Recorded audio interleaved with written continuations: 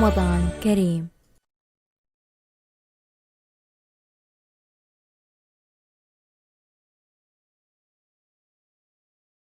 Assalamualaikum warahmatullahi wabarakatuh.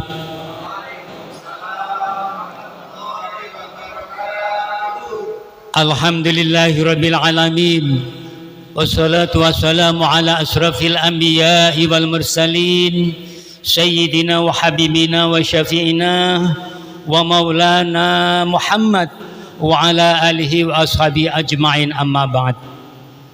Al-Mukarram wal-Muhtaram, para alim ulama, para ustadz, para guru, para kiai yang sangat kami muliakan, dan yang terhormat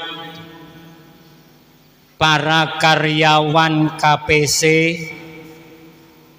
karyawan kontraktornya, pegawai negeri sipil, juragan kos-kosan kontrakan, kontraktor-kontraktor, pedagang-pedagang. Hari ini pengumuman tadi pembawa acara saya ralat.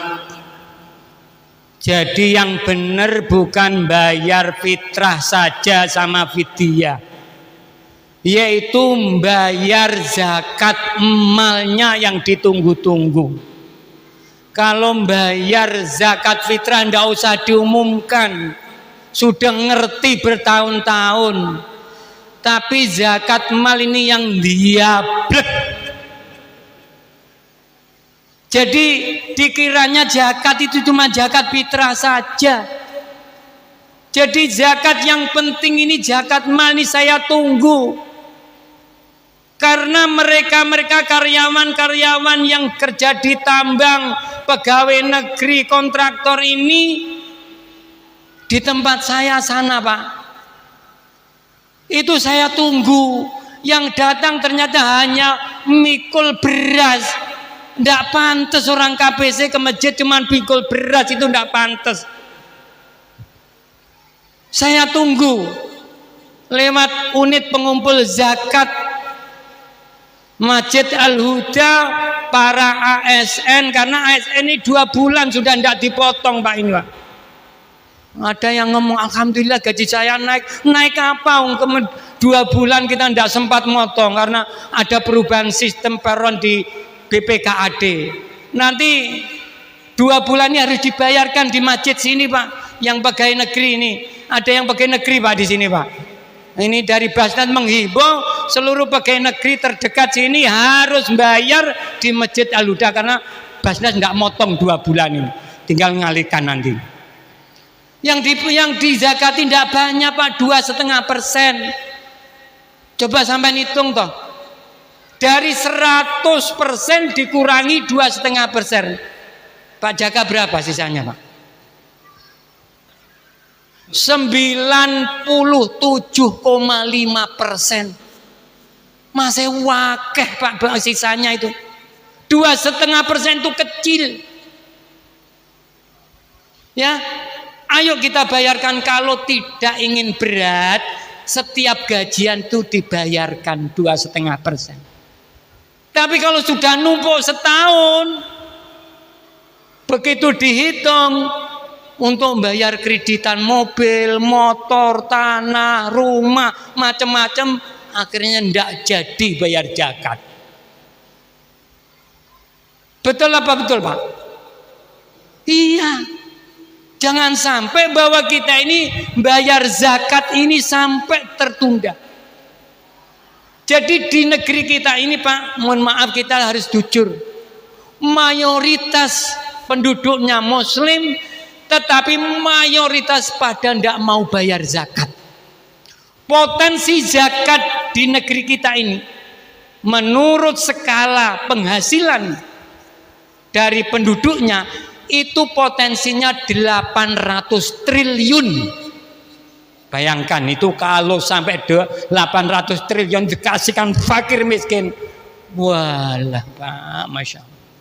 Tapi berapa yang berhasil dikumpulkan oleh seluruh lembaga amil zakat, mulai dompet itu apa, terus kemudian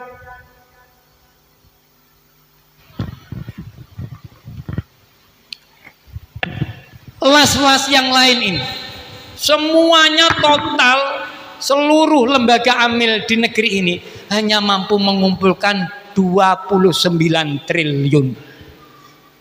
Jadi yang tidak bayar zakat itu, orang kaya-kaya yang tidak bayar zakat itu masih 700 sekian triliun yang tidak membayar zakat. Padahal ini Pak, saya tidak nakut-nakuti, tapi saya kasih tahu. Ya, ini betul ini.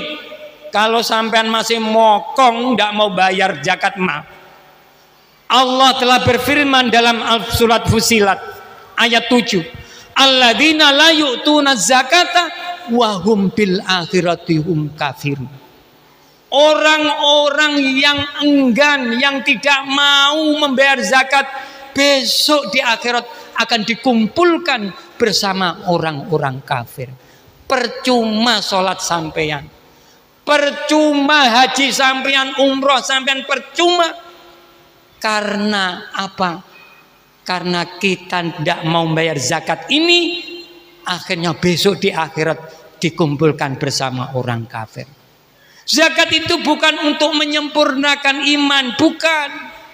Zakat ini bukan untuk melengkapi keislaman kita, tidak. Tapi zakat itu menentukan iman dan Islam kita diterima di sisi Allah atau tidak. Tidak main-main, tidak ringan, tidak sepele zakat ini. Allah Subhanahu wa ta'ala berfirman dalam hadis qudsi, ketika amal pertama akan naik, dihitung, dihisab di sisi Allah Subhanahu wa ta'ala, Allah berfirman, lufat kama yulafu sobu wa yudrabu ila wajhu. Lemparkan saja itu catatan sholatnya ke wajahnya. Akhirnya catatan sholatnya itu dilipat-lipat seperti kain kuman, kemudian dilemparkan ke wajah orang itu. Loh, ada apa?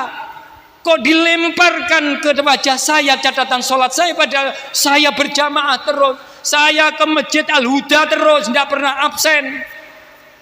Sampean tidak bayar zakat mal Pak, tidak bayar zakat mal. Zakat bukan zakat fitrah, tapi zakat mal juga.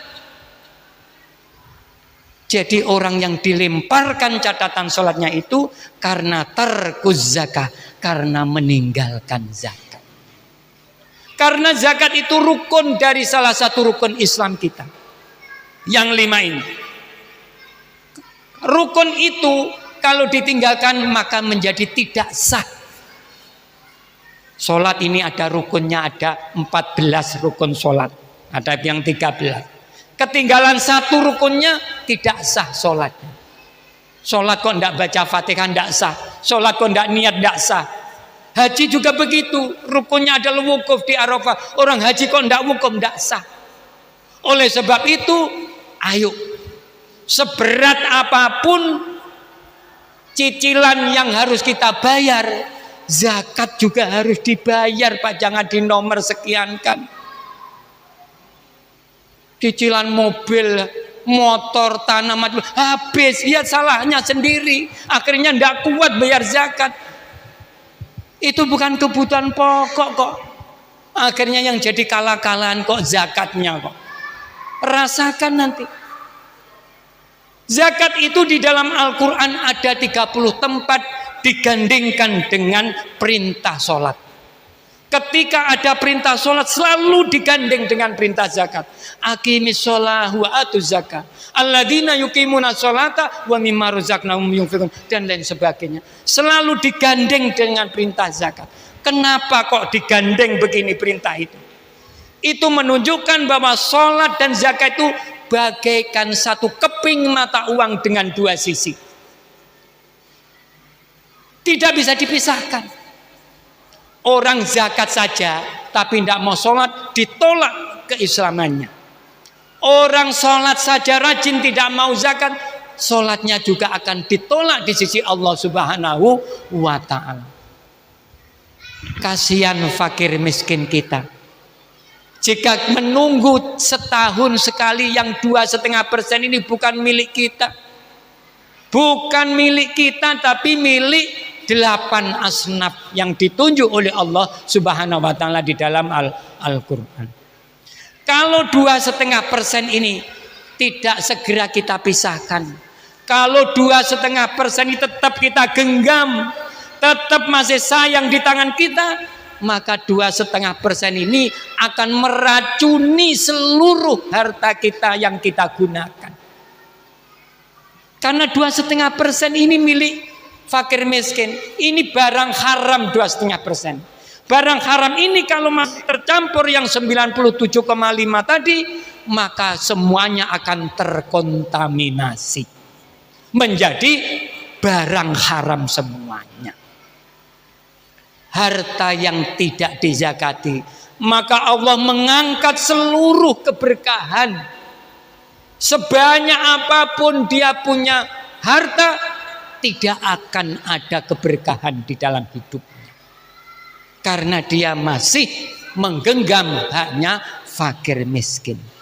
Oleh sebab itu, ayo pegawai-pegawai yang sudah mapan, sudah tidak usah ngitung harta yang bersih atau kotor, Pak, potongannya. Sudah, saat terima langsung keluarkan 2,5%. Nanti kalau nunggu bersihnya, selalu potongan-potongan terpotong semua. Tidak ada yang bisa untuk membayar zakat. Itu nyata itu. Ya, tidak usah peduli. Wah, tidak peduli apa orang KPC, orang Pemda, wis apa jabatannya, tidak bakal membayar zakat kalau dia tidak mengutamakan, karena kebutuhannya jauh lebih besar daripada kewajibannya terhadap harta kita.